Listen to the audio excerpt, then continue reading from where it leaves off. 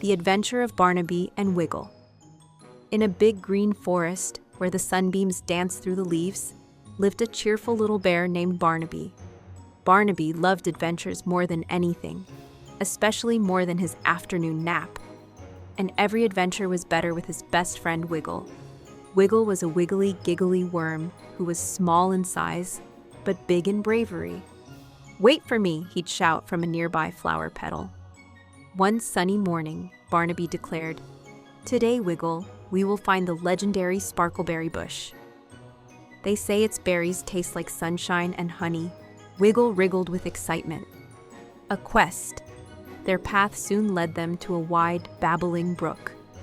The stepping stones were too wobbly for a big bear like Barnaby.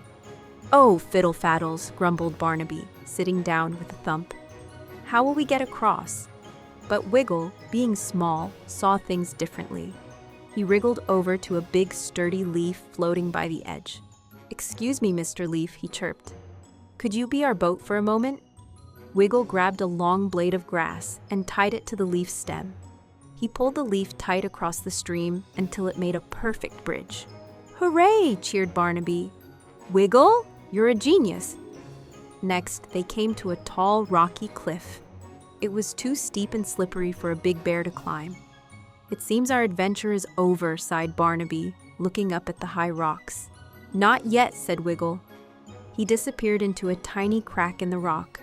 A moment later, his little head popped out far above. "Follow my voice, Barnaby.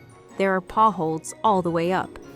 Wiggle guided his big friend safely to the top. And there it was. At the top of the cliff, bathed in sunlight, was a bush covered in berries that shimmered and glowed.